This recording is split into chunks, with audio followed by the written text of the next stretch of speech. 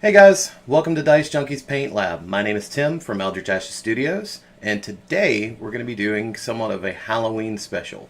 The miniature that I'm going to be painting today is the Man Bat from the Reaper miniature line. And I've talked about washing, I've talked about dry brushing.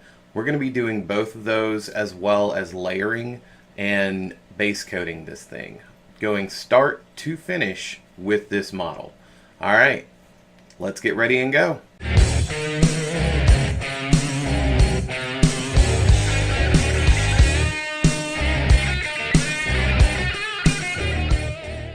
So here's our miniature separated into two parts. The base, which we're going to start off with, and the bat itself.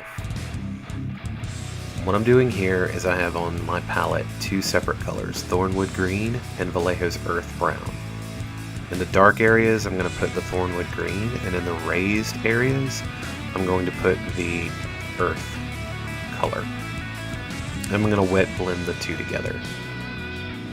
What you'll do to wet blend them is lay down your darker color, and then with the lighter color, you're just going to pull out from there. It mixes them together. They do both need to be wet, thus wet blending, but it leads to some really neat blending aspects without having to layer onto it a lot. After that, once it's dry, we're going to go over the entire thing with a thin wash of Agrax Earthshade. As you can see here, you're really going to pull into the crevices. And go ahead and go over the entire wood area with Agrax Earthshade.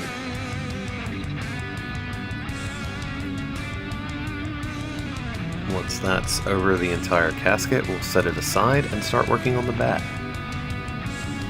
The first thing that we're going to work on is the thin parts. Anywhere where you want to see flesh. This is going to be on the feet, on the inside of the wings, and on the arms. The color that I'm using here is Genestealer Purple. It's going to be the base color for this, and we're going to highlight it up a whole lot. It's going to be pink at the end. Give it that bat flesh tone. But with this part, you want to be very careful. Pretty much everything on the inside of the wings is going to be layered, so be careful with what you're doing with that. Now that that's done, we'll go back to the casket, and we're going to start dry brushing. So with this, we're going to go back to the earth shade and just dry brush over the entire thing. After that, we're going to switch over to Vallejo's Leather Brown. And after that is done, we'll start hitting the stone around the sides. Once you've got your stone done, we'll go back to the bat. And we're going to start layering in a little bit of gray.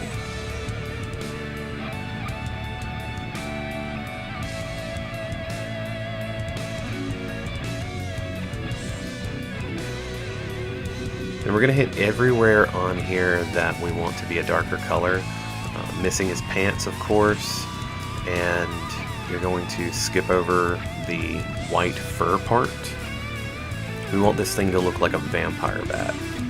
Vampire bats have kind of a furry white body and black wings, and that's what we're going for. Now that the casket's dry, as you can see here, we're going to dry brush over the stone with Vallejo's Wolf Gray. And then there's a little bit of fine detail here for the bones. Hit them up with Bone White. And then we'll go over the pants with Tan.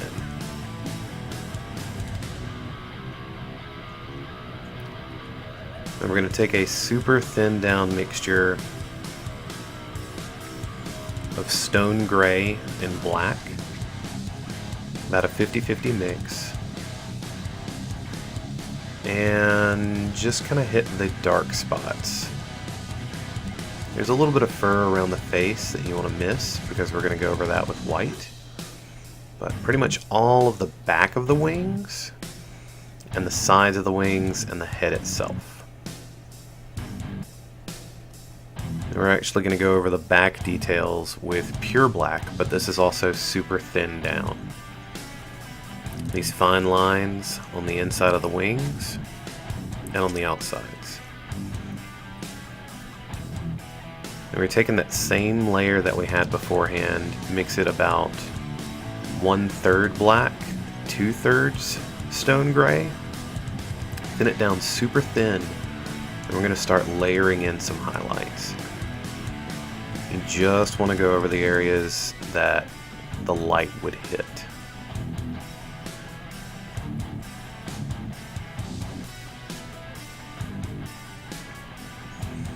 I'm going to do the same thing on the inside, but instead of highlighting, we're actually shadowing using that same color. You can see the effect going over the different color. It's drastically different.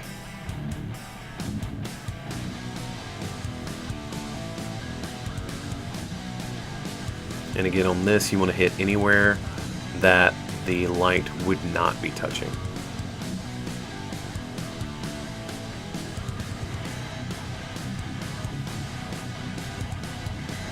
Now that that's done, we'll get a little bit of the highlighting done on the top as well, hitting all the tops of the ears.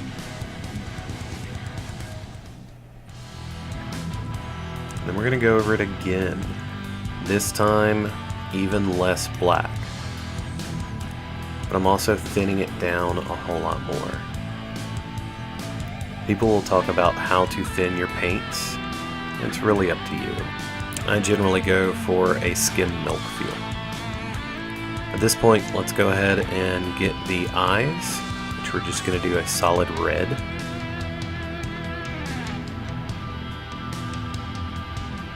And then now we're going to start highlighting that purple.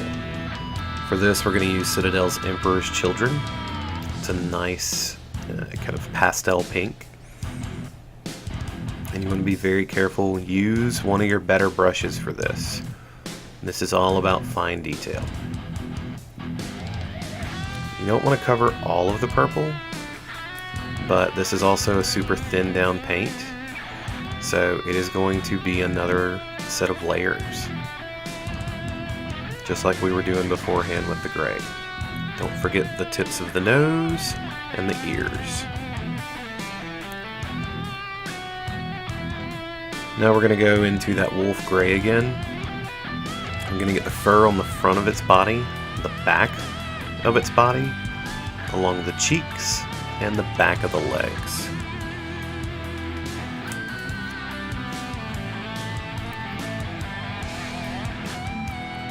Now we're going to start highlighting again. This is a mixture of the stone gray and the wolf gray, super thin down. And as you can see, you're just going to want to hit the raised areas. On the back, thinned it down even more. This is almost a ink at this point. And you're just going to lightly touch the parts where the light would hit.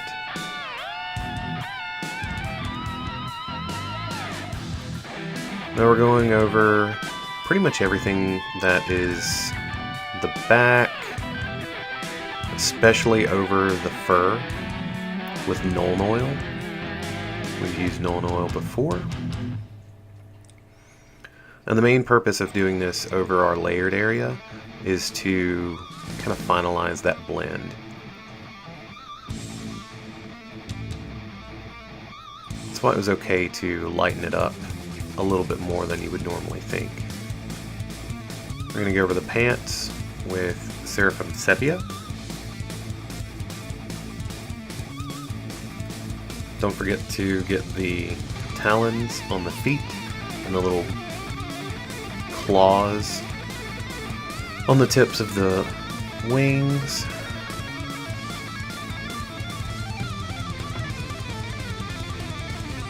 And then dry brush that same color, the wolf gray, over the fur. At this point, I went ahead and assembled the miniature, and we're going to just do some layered highlights. This is an equal mixture of bone white and leather brown.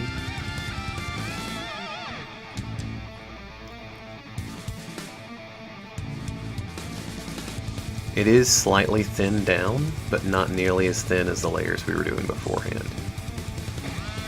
Last thing to do is to get the belt that I forgot about earlier. And it's more of a rope, but I wanted to do it black because it's really going to pop off.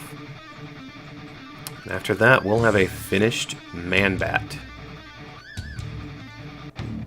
And there we go, the vampire bat themed man bat, perfect for Halloween. Guys, I hope you enjoyed this video. It was a little bit longer. Thanks for sticking in. But always remember, painted minis roll better.